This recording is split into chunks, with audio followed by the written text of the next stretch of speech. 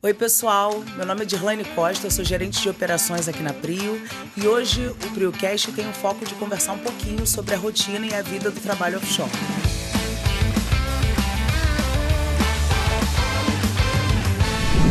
Hoje eu estou aqui com os meus colegas, Carlos Leite e Arthur Moraes, que também fazem parte aí da rotina offshore, do time offshore da Prio.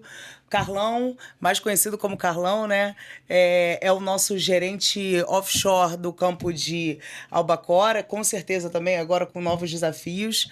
E o Arthur é o supervisor de produção também do campo de Albacora.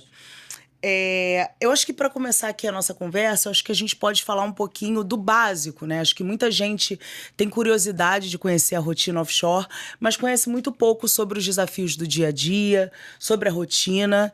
Então, eu quero começar aqui com você, Arthur. Primeiro, conta um pouquinho aí da tua trajetória e de como é que é a tua rotina no dia a dia offshore, que horas a gente começa a trabalhar, que horas a gente termina, como é que é a rotina e o dia a dia do time offshore. Então, prazer, né? Eu chamo Arthur. Eu tenho 8 anos de experiência offshore. Tô na Prio, vai fazer 3 anos agora em novembro, né? Acho que o desafio maior do offshore é a distância da família, né? Por isso que a gente preza por um ambiente um melhor ambiente no offshore para quebrar essa distância da família, né? Então a gente preza por um bom ambiente, né, lá em cima, tratando as pessoas com respeito, para que essa saudade da família se equilibre lá em cima e só seja matada via telefone, via chamada de vídeo, né? A nossa rotina é 12 horas por dia, né? E tem alguns setores que tem turno, como a produção, a hotelaria, o time de marinha, né? Que na primeira semana trabalha durante o dia, na segunda semana à noite. Então, assim, são 12 horas intercaladas com os lanches, de 15 minutos por lanche na parte da manhã e na parte da tarde, e na hora de almoço, né? Então, é isso, a rotina, a princípio, basicamente a rotina offshore é essa, sabe? E o principal desafio para mim hoje, eu acho, é a distância da família. É verdade, Arthur. Eu trabalhei 11 anos offshore, né? Comecei a trabalhar offshore em 2012. E você tocou num ponto que o Carlão deve lembrar, não sei se você pegou essa época, mas na época que eu comecei a trabalhar offshore, não tinha WhatsApp, não tinha internet a bordo. Então, a comunicação com a família era muito mais difícil, né? Então, realmente, acho que pesava ainda um pouco mais essa questão do distanciamento com a família. Carlão, não sei em que ano você começou a trabalhar offshore, mas acredito que não foi depois de 2012. E conta um pouquinho pra gente, assim, o que você acha, como é que as facilidades, né, que a tecnologia trouxeram pra gente no sentido de ter mais facilidade com comunicação, telefone e quebrar um pouco essa distância com a família. Hoje, quando a gente conversa muito sobre isso, é mais simples, né? Porque a comunicação hoje está muito mais fácil, né? A gente tem regras mais recentes que nos dão essa condição de ter internet e outras coisas a mais pra gente que é offshore.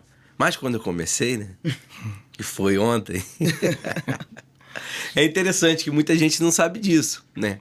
A gente, para se comunicar, você só tinha um meio de comunicação, que era a sala de rádio, beleza? E o segundo meio, né, que algumas plataformas tinha um orelhão.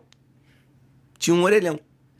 Que ou você levava ficha, né, que depois virou cartão, e aí você tinha que enfrentar a fila do orelhão na plataforma. Você botar a ficha e tal, pouca gente sabe disso. Ou você usava a sala de rádio, que era extremamente restrito. Aí como que a gente fazia? A gente usava a sala de rádio para nossos familiares ter notícia da gente. Liga para saber se estava tudo bem, se estava tudo legal e tal, beleza. Porque você também não tinha acesso de ir na sala de rádio para ligar ou pedir para ligar. E aí tinha um orelhão. Aí você embarcava com ficha, lá vendia ficha a bordo, né? Depois do orelhão veio o cartão e você ligava pros familiares usando um orelhão dentro da plataforma. Pouca gente sabe disso. Que a maior dificuldade sempre foi essa, né? Então, assim, antigamente o acesso à informação era tudo mais difícil, né? Hoje não, hoje isso facilita bastante. Mas como o Arthur comentou, a dificuldade de quem trabalha embarcado, que todo mundo que olha, né, já deve ter visto, muitos já devem ter visto aquela figurinha de como as pessoas te veem para quem trabalha embarcado, né? Expectativa versus realidade. Exatamente. Como sua mãe te vê, como seu amigo te vê, como sua esposa te vê, cada um te vê. Como realmente é, né? E como realmente é. Isso é bem interessante, porque assim, sempre foi uma situação bem restrita, né? Eu conversei essa semana até com um colega que tá querendo começar a embarcar e ele nunca embarcou. E aí eu vi dentro dos comentários dele, ele muito preocupado como é que ele faria Natal e Ano Novo. Porque ele queria tirar férias, queria não sei o que. Eu falei assim, rapaz, se você tá pensando em embarcar, reveja seus conceitos. Porque a gente acaba acostumando, né? Sim. Eu até brinquei com minha esposa um tempo atrás, que ela falou, você teve muita dificuldade de adaptação? Que a gente tá junto há muitos anos, há mais tempo do que eu trabalho embarcado. Aí eu falei assim, eu não tive porque eu trabalhei na indústria aqui no Rio em regime de escala. Então eu trabalhava 6x2. Então eu já acostumei, logo que eu comecei a trabalhar, não ficar muito amarrado à data, a datas comemorativas e tal. Claro que depois que vem os filhos, pesa um pouco mais, né? Porque aquela festinha no colégio, você não vai, aquele dia não vai. Mas isso é normal, a gente tem que entender que isso pra gente é normal e que não pode ser um problema, porque se for um problema, a gente acaba não conseguindo. E começar a doutrinar eles também dessa forma, para durante essa rotina nossa, seja normal para eles também. O aniversário deles esteja embarcado, mas depois a gente comemora. O Natal, Ano Novo, comemora antes, comemora depois, né? Para que isso não pese não só pra gente, mas não pese para eles também. Eles também sentem a falta. A gente começar a doutrinar desde novo isso, para que seja normal e seja leve para ambos os lados, né? Eu diria que a rotina offshore, ela é além da nossa rotina. A família toda faz parte da nossa rotina offshore. Então, a gente comemora aniversário em outras datas. Eu me lembro até hoje, meu pai foi casar e falou, olha, tem que ver a sua escala. Né? Então, assim, a cabeça da família muda para acompanhar a sua rotina. Né? E outra coisa também que, voltando ainda a falar sobre comunicação... A gente também doutrina a família a como vai se comunicar com a gente. Olha, eu vou ligar, mas quando eu ligar, se eu tiver que desligar no meio da ligação, tá tudo bem, né? Não fica preocupado porque eu tava falando e, olha, agora eu vou desligar e tal. A gente realmente se doutrina isso e acostuma. Mas eu tenho uma pergunta pra vocês. Vocês acham que todo mundo acostuma? Não. Por experiência própria. Alguns... Vários embarca e pede pra descer no mesmo dia, pede pra descer no dia seguinte, trava, se agarra em guarda-corpo lá, tem que chamar médico pra tirar. E tem a história. Quando você vê, acho que é mais fácil. Quando você vivencia, né? Lá, às vezes, a pessoa sobe achando que vai estar lá pra... tá tranquilo. Mas quando tem uma emergência, um simulado, alguma coisa que você não sabe, a pessoa assusta, não tá preparada emocionalmente para aquilo, não se preparou, né? Emocionalmente para vivenciar aquilo. Acho que ela não falou, ela assusta, pede pra descer, fala, isso não é pra mim. Então, acho que realmente todas as pessoas acho que não se acostumam mesmo. Eu também conheço algumas pessoas que tentaram, mas não se acostumaram. E eu acho que, principalmente em função dessa rotina distante, da gente não ter o conforto de voltar pra casa, eu diria que tudo, absolutamente tudo, na sua cabeça muda. Eu me lembro... Quando eu trabalhava embarcado, eu trabalhei, né, como eu comentei, 11 anos embarcado. E aí acho que a primeira coisa, quando você chega a bordo, a gente já começa se despindo até das coisas que a gente usa fisicamente no nosso dia a dia. Então, a primeira coisa que eu fazia era abrir a mochila, tirar relógio, brincos, cordão. Absolutamente nada disso é usado a bordo, né? E a sua rotina passa a ser voltada de verdade para a higiene pessoal. Então, você acorda tudo com um horário muito regrado. Eu lembro, eu sempre digo que tem um quê de militar, né? Você acorda no mesmo horário, as pessoas dividem quarto, então elas precisam, inclusive, se organizar com quem vai dividir o quarto com ela. Olha, você acorda mais cedo? Que horas você costuma sair do quarto? Porque aí eu acordo num horário alternativo para todo mundo começar. Todo mundo começa a rotina às 6 da manhã. Então as pessoas têm que se combinar para estarem prontas para trabalhar às 6 da manhã. Como eu falei, muito focado em tomar banho, escovar o dente. Assim, eu brincava assim, a vaidade acaba. E aí a vaidade só volta no dia que você chega em casa. Eu levava uns 2 dias para voltar a ser eu mesmo. Porque você foca... não faz sobrancelha, não tem porque fazer sobrancelha. Por que você vai fazer sobrancelha marcada? Você deixa pra fazer isso quando você voltar. Foca em escovar o dente, tomar banho, lavar o cabelo. A água não é legal, então o cabelo não vai ficar legal. Aceita isso. E aí, realmente, você vê que tem gente que não acostuma com isso. Eu tinha muitas amigas que comentavam comigo, nossa, mas não sei como você consegue. E pra mim era algo que eu acostumei, era natural. Gente, é isso. Agora, tem também a coisa mental, né? Tem a coisa mental, o controle mental. Você comentou sobre os cenários de emergência. Todas as pessoas que trabalham full-time embarcada têm uma função num quadro de emergência. A maioria, pelo menos, tem uma função num quadro de emergência. Então, as pessoas fazem parte de uma brigada de incêndio, fazem parte de uma resposta a atendimento a uma aeronave, e elas treinam aquilo ali, né? Aquilo ali passa a fazer parte da rotina. Vocês acham que para todo mundo também existe alguma dificuldade em treinar essas pessoas estarem prontas para assumir essas posições de emergência? Eu acho assim, eu que já fui brigadista, acho que durante um simulado você vê que ele, sim, é tudo tranquilo, mas quando toca um real de verdade, você tem pessoas que estão ali, que às vezes não querem estar ali, não estão preparadas para estar ali, sabe? E assim, esse feedback de quem tá assim, ó, o seu Carlão, ele que é o gerente da unidade, ó, tal pessoa não tá preparada para a brigada. Porque se a gente deixar isso acumulando, num real mesmo, isso pode nos prejudicar, pode demandar mais tempo. Então, assim, acho que tem pessoas que estão na função ali, mas não estão preparadas para estar. E às vezes não fica com receio de falar assim, ó, pô, eu não tô preparado para estar aqui, não sei ser brigadista, né? Porque o curso que a gente faz em terra são 5 dias, né? Quando você sobe, né? Seu emocional muda, sua rotina muda, igual você falou. São pessoas com culturas diferentes, né? Então, assim, você acaba se conhecendo mais e acaba vendo só, não, disso eu não tô preparado, disso eu tô, disso eu sei fazer, disso eu não sei fazer. Então, assim, acaba que lá você descobre muita coisa até da gente mesmo e de outras pessoas, né? Carlão, você tem alguma história para contar de algum caso desses em que uma resposta à emergência, você teve dificuldade com o time, as pessoas não estavam preparadas emocionalmente para enfrentar esse desafio? Ah, tem muitas. Mas assim, uma que eu lembro que foi até, assim, foi engraçado que a gente conseguiu controlar o sinistro, né? Em uma das unidades que eu trabalhei, não aqui na PRIO, já há um tempo atrás, a gente teve um princípio de incêndio real, né? E aí, na hora do combate, aí vem o que o Arthur falou. Aí que você vai ver quem são as pessoas. E aí, a pessoa que era o responsável pelo time de entrada de brigada, né? Que era o líder da brigada, quando ele botou o primeiro de frente lá pra ir, o cara travou e não foi, ficou travado. O de trás ficou nervoso, foi, empurrou da frente e jogou ele dentro do sinistro. Que loucura. E aí a gente vai vendo, não, cara, calma aí. Aí você tem 2 problemas. Um, pegar o cara que caiu, retirar ele de lá e ainda voltar a combater. Então, assim, é bem complexo, né? O treinamento, ele é meio basicão, né? Uma semana só e tal. Tem gente que leva muito a sério, outros não. E, assim, a gente tem dificuldade. Hoje a gente, até na hora que a gente faz a entrevista com as pessoas, né? Na contratação, a gente fala, você sabe que na sua função, você vai ter a obrigatoriedade de fazer parte de uma equipe dessa. Porque se não ficar claro isso, acontece o que a gente vê no dia a dia. O cara, eu não dou conta, eu não vou, eu não quero. E aí você sobrecarrega o outro, porque a gente precisa fazer esse acúmulo de função para essa situação, né? Isso não tem jeito, tem que ser assim. Mas tem muita história, muito. É verdade.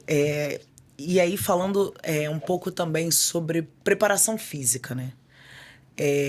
Como você comentou, não sei qual é a expectativa, né, das pessoas que estão nos assistindo, mas não sei, às vezes as pessoas acham que, né, a gente tem um conforto que na verdade não existe. Não tem nada a ver com esse conforto aqui do escritório.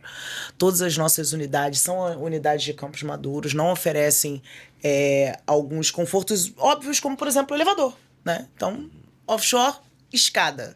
Todo mundo sobe e desce escada o dia inteiro, né? Todas as nossas unidades tem muitas escadas. Eu trabalhei 1 ano em Polvo Alfa. É muita escada. Muita escada. E eu sei que alguns FPSOs, né, tem muita escada também que a gente chama escada quebra-peito, né? Que não é nem a escada normal. Então, é uma escada que vai exigir mais fisicamente.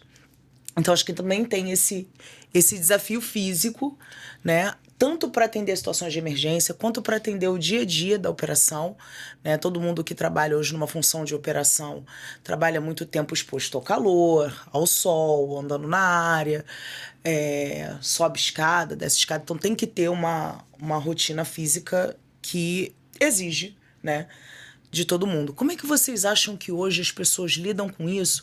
E como é que o programa de saúde e bem-estar contribui para que a gente tenha esse time ativo e saudável para enfrentar os desafios do dia a dia? Então, assim, eu acho que o que ajuda muito, né, o programa de saúde e bem-estar na PRIO é o personal a bordo. Porque eu mesmo falo, né, que eu vim de outras empresas para trás, tem dia que você não está motivado, está um pouco cansado e não vai na academia realmente. Mas quando você tem um personal ali, ele passa, te chama, aí você chama outro amigo, você se torna mais frequente a sua ida à academia. Tem o funcional, tem o yoga. Então, assim, o programa de saúde e bem-estar na PRIO, acho que isso é bem motivacional. E ainda tem os desafios, né? Que você faz duplas, então você fica um desafiando o outro. Então, assim, ninguém deixa de ir. O cara desembarca, vai no nutricionista, vai no psicólogo, embarca, não falta um dia na academia, porque acaba virando um desafio de duplas ali a bordo, que um motiva o outro, ó. Competição saudável. Hoje você não vai, hoje eu vou, ó. Tô com um ponto na sua frente. Aí o outro dia, ó. Mesmo um cara cansado, largou o turno 12 horas, o cara vai na academia só pra não perder o ponto. Assim, acho que é bem incentivador, né? Pessoas que eu já vi, pessoas entrar e não ir na academia antes, começar a ir na academia, começar a ter uma vida saudável, perder peso, alimentar melhor. Então, assim, realmente funciona e realmente é bem satisfatório ver pessoas que não tinham essa rotina, depois que entrou, ter uma rotina mais saudável, perder peso, ganhar gosto por academia. Acho que realmente é muito bom. É interessante que vai contagiando. Um vai puxando o outro, um vai puxando o outro. E assim, o resultado que a gente vê olhando um pouco de fora é justamente a resposta do dia a dia, né? Você vê que quando você não tem esse programa, não tem essa situação, as pessoas ficam meio que morosas, fica ali meio que se arrastando, sempre quer tirar um cochilo de vez em quando, na hora do almoço, aquela coisa. Quando você tá com esse programa ativo, acho que acelera, né? Dá uma adrenalina a mais. Cara, o desenvolvimento, as entregas são muito diferentes, muito diferentes. O pessoal baixar a enfermaria porque tá se sentindo mal, tá não sei o quê. Quando você vê, isso diminui pra caramba. Então é resultado desse programa. Por isso que eu falo que esse programa ele traz um resultado muito positivo a nível de desenvolvimento, de eficiência, de entrega dos funcionários. Ajuda pra caramba. Você comentou isso, Carlão, assim, tem mais um detalhe, né? Muitos serviços também são limitados a quando a pessoa não está no melhor estado de saúde. Então, trabalho em altura, trabalho em espaço confinado, ele sempre é monitorado pelo enfermeiro a bordo, de forma que a pessoa precisa estar minimamente saudável para exercer esse tipo de tarefa. Então, existe um impacto até, eu diria, na operação da pessoa, né, não estar com a saúde em dia. Sem dúvida, o programa ajuda a gente a controlar, né, essa capacidade. E você trouxe o ponto da competição saudável. Eu acho que, voltando um pouquinho até no que a gente estava falando, sobre essa questão da gente estar longe da família, a gente forma uma nova família com o time offshore, né? Como eu comentei, a gente divide camarote com um colega, a gente cria uma rotina com aquelas pessoas, chama para almoçar, para jantar, para lanchar. E eu acho que isso traz um impacto social que é diferente de outras relações de trabalho, né? Bom, eu tenho certeza que vocês dois aqui têm grandes amigos no offshore, eu também tenho. E eu acho que esse dia a dia de trabalho em equipe é diferente para o público offshore do que para o público onshore. Qual vocês acham assim que é o principal ganho que a gente tem com o convívio social a bordo, né? Conta um pouquinho sobre a rotina social a bordo, né? Como eu comentei, a vida offshore é muito marcada pelas nossas atividades do dia a dia, né? E a gente sabe que a gente tem algumas rotinas que são mais descontraídas para que a gente possa formar esses laços. Vocês podem dar alguns exemplos que vocês mais gostam no dia a dia, em termos de descansar, relaxar com a equipe? Você já comentou um pouquinho sobre a academia, né? Realmente a academia já vira um primeiro momento até de encontro. Eu acho assim, a gente vive com pessoas de diferentes culturas totalmente diferentes, né? Então você tem que ter meio ali um bom senso de entender a cultura, assim, divide camarote. Tem pessoas que você vai dar no camarote, o cara vai atrasar um pouco mais no banho, vai demorar um pouco mais para escovar o dente. Você tem que ter um um bom senso de entender o lado dele e saber conversar com ele, ó. A gente divide camarote com várias pessoas e tal. E um ponto importante, né? Se você tem a academia que a gente descontrai também. Tem as salas de reuniões também, que às vezes sai do turno, a gente bate um papo. Porque acaba você sai do trabalho e fica no seu trabalho. Então, e acaba que tem dias que, assim, você acaba às 12 horas, você não resolveu tudo que tinha que resolver. Então, assim, mesmo na sala de reunião, na conversa de descontração, a gente fala sobre trabalho ainda, sabe? Tem pessoas que gostam, pessoas novatas que querem aprender. Você, não, você consegue me ensinar? A gente senta ali na sala de reunião, abre um documento, lê, descontrai, ensina de uma forma diferente, de uma forma mais leve, né? Porque nas suas 12 horas de trabalho, você foca no seu trabalho, foca em resolver. Quando você sai dali, você pode ensinar de uma forma mais leve, de uma forma mais descontraída, de uma forma menos formal, né? Então, assim, acaba sendo uma forma de descontração também e acaba tendo uma forma de ganho, que a pessoa acaba aprendendo de uma forma diferente, de uma forma menos formal do que nas 12 horas de trabalho. Tem pressão, tem cobrança, tem horário para ser entregue. Então, depois das 12 horas também a gente pode multiplicar conhecimentos de uma forma menos formal, mais leve, né? É verdade. Você tocou nesse ponto e eu concordo 100%, né? A gente não sai do trabalho. Você falou uma frase muito interessante. A gente não sai do trabalho. Então, até quando a gente fala em momentos de descontração, eles não são tão descontração porque a gente está dentro do trabalho. E aí, eu acho que isso também exige essa questão mental, né? De você entender que são 14 dias. Geralmente, as pessoas têm a escala de 14 dias. E são 14 dias 100% focado no trabalho. E você, Carlão, que está aí numa posição de alta liderança na unidade, a gente também estava falando sobre as 12 horas, mas a gente sabe que muitas vezes essas 12 horas se estendem. Sempre um pouquinho a mais. Sempre se estendem um pouco a mais e exigem que você esteja durante 14 dias 100% focado no trabalho. Como é que a gente equilibra essa questão de saúde, tempo de trabalho, tempo de dedicação ao trabalho, tempo de dedicação à família, porque as coisas estão acontecendo enquanto a gente está trabalhando. Como é que você equilibra esses pontos, ainda mais no seu cargo de alta liderança a bordo? Já tem alguns anos que eu comecei a buscar. Porque conforme eu fui tendo ascensão e pegando liderança acima, a gente começou lá embaixo no trecho, a gente tem aquela falsa ilusão de que quem está acima de você sempre vai ter uma vida mais fácil. Uma vida mansa, né? Com certeza. E conforme você vai subindo, você vai vendo. Eu tenho vários amigos que decidiram voltar para trás. É verdade. Decidiu voltar para trás e falou, cara, não dou conta. Isso aí não tem como. Para mim, a condição, principalmente a nível de liderança nas unidades offshore, eu acho que o que resume é a inteligência emocional. É o que vai ser o diferencial entre você conseguir progredir de forma bem ou não. É inteligência emocional. E eu comecei a buscar por conta própria cursos de inteligência emocional. Fiz adorei. Por sorte, todos os outros foram as empresas que forneceram. E aconselho a todo mundo que vive num ambiente um pouco diferente do normal, que busque cursos de inteligência emocional. É muito bom. Para mim, foi o maior divisor de águas ali. Diferencial foi muito isso, né? E aí você pratica tudo que você aprende aquilo ali no dia a dia, você agrega valor, traz as pessoas para perto. Porque, na verdade, resumindo, faz você ficar mais tranquilo. Eu me lembro que teve uma vez que eu tava dormindo, né? Fui dormir e tal, saí do turno. Tem muita gente que comenta que dorme com o rádio ligado. Eu falo, não, dormir com o rádio ligado não dá. Aí não dá. Aí já não dá, que aquele negócio vai ficar na cabeça. Então, desligava o rádio, mas sempre falava, qualquer coisa liga aqui tem um ramal no camarote, então qualquer coisa liga pra cá. Aí eu dormi. E aí, eu acho que todo mundo aqui tem essa experiência. E aí você tá dormindo e de repente, silêncio. E aí peraí. Porque existe o ruído. Do ar-condicionado. De tudo. De tudo. Do ar-condicionado. De tudo, E aí você acorda com silêncio. Você acorda com silêncio. Não é normal. Aí já... Não, tem alguma coisa errada. E aí você fica às vezes aquela dúvida. Não, é só coisa da minha cabeça, coisa da minha cabeça. Aí toca o ramal. Aí você fala, tá, não é coisa da minha cabeça. Realmente tem alguma coisa errada. E aí às vezes eu parava pra entender, caramba, quer dizer, eu acordo com a falta do ruído. Você tá descansando? Você não tá descansando. Quem é que tá descansando 100% se acordou porque ficou silêncio? Então, é é isso, né? São 14 dias 100% dedicados, focados no trabalho. Sim, garantindo amizade com os colegas, desenvolvendo laços de amizade, de companheirismo. Acho que é um nível de trabalho em equipe diferente do trabalho em equipe que a gente faz aqui no escritório. A maioria das pessoas, acho que o pessoal também não sabe, a maioria das pessoas trabalham em duplas, né? Então tem poucas atividades a bordo que a pessoa faz sozinha na área.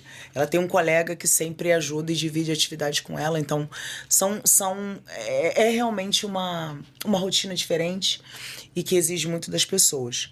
Dilane, você fez um comentário que é interessante. Eu já tava preocupado achando se eu ia precisar de terapia. Quando você falou que acordava com silêncio. Não sou só eu que acordo com silêncio a bordo. Não, vou ouvir isso de você. Que eu falei, será que eu tô precisando da terapia? Não, são coisas assim. Eu também fiquei impressionada. Assim, eu falei, cara, eu não acredito, gente, eu já acordo com silêncio. E outras coisas assim que a gente leva pra vida também, né, Carlão? Eu acho que no nosso dia a dia a gente tem um pouco uma visão que as outras pessoas não têm. Você chega em casa, você vê um equipamento escangalhado, um fio passando no meio da sala, tudo isso. Até hoje, eu já tô há 2 anos e meio, mais ou menos, fora da rotina 100% offshore, mas isso eu não perdi. Eu chego na casa de alguém, tem coisa que eu não resisto. Eu falo, cara, tira isso daqui. Alguém vai se machucar. A percepção de risco nossa fica bem mais aguçada. Eu sei que tá aí. Eu falei, bem diferente do normal. Exato. Não, você sabe agora que eu tô falando com você, mas daqui a pouco você vai se distrair. Bom, pessoal, e aí, passando um pouco sobre, como a gente tava falando, né, Carlão? São 12 horas de turno, né? Então, uma pessoa, principalmente as pessoas que têm um turno do dia, turno da noite, as equipes que têm os 2 turnos, trabalham de 6 da manhã até as 18 e depois são cobertos pelos backs que seguem o turno ali a partir das 18 horas até as 6 da manhã, quando entregam para outro time.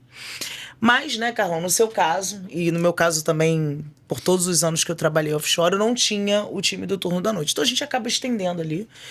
E muitas vezes também estendendo não só pelas atividades que a gente tem que realizar, que não cabem nas 12 horas, mas também em função de alguns fatos complexos que podem acontecer ao longo do nosso dia, né? Então, a gente tem uma rotina muito desafiadora e também, às vezes, surpresas mesmo, né? Surpresas naquele dia. Você planejou o seu dia, mas acontecem coisas que mudam um pouquinho ali o rumo daquele dia para que você possa se adaptar para uma situação desafiadora.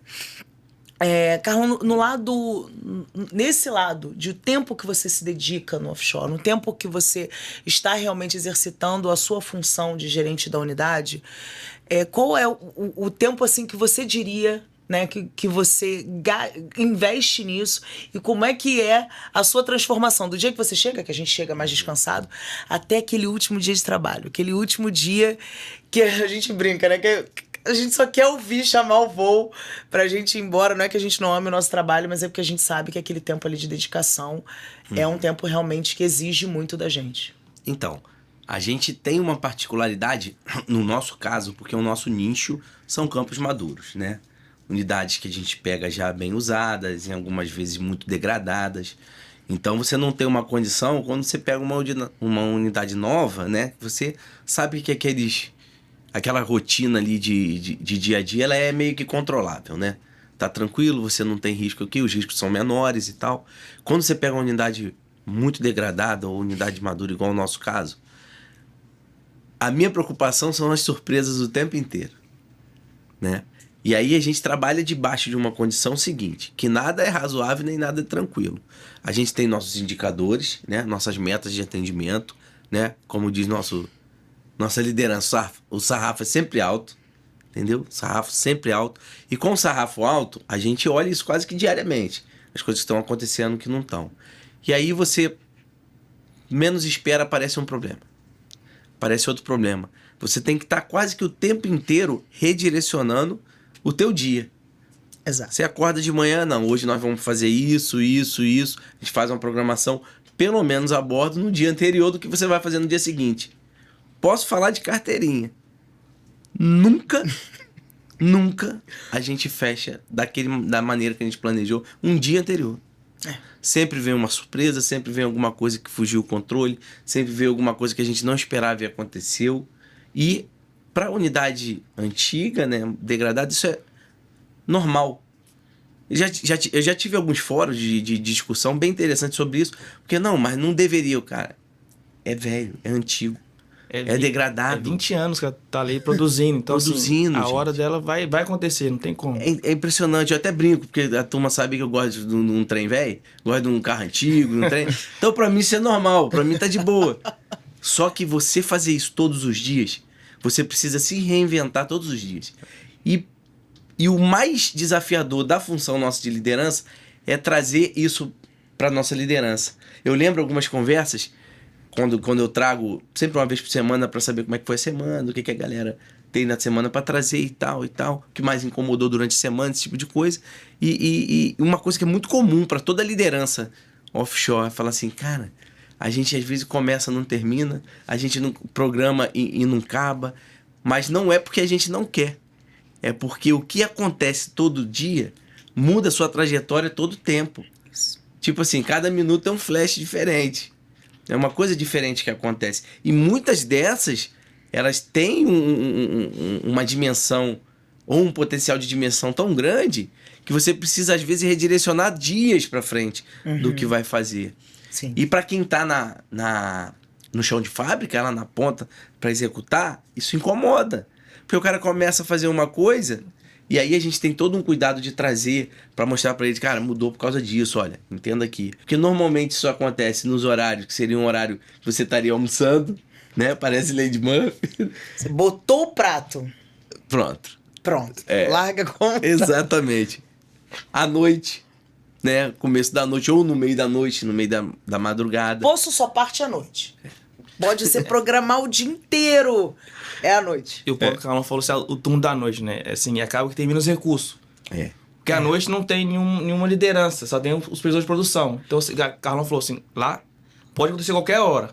Então, assim, a gente já acorda para assim, o que eu posso fazer hoje se der tal coisa?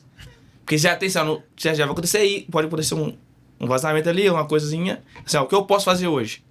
Porque tem vezes que você torna você troca a frente de trabalho 10 vezes. Então você tem que ter cuidado de falar com o executante, tá trocando por isso. Porque senão o cara fica estressado, porque tá me trocando, não tem planejamento, não tem programação. Não, é porque surgem demandas a todo momento. Inesperadas. Se você não souber filtrar, não souber dialogar com a sua liderança maior, assim, qual é a prioridade, o que eles vão fazer? Porque senão, igual o Carlão falou, toda hora aparece uma demanda diferente. E esse ritmo, essa rotina, assusta às vezes. Muita gente.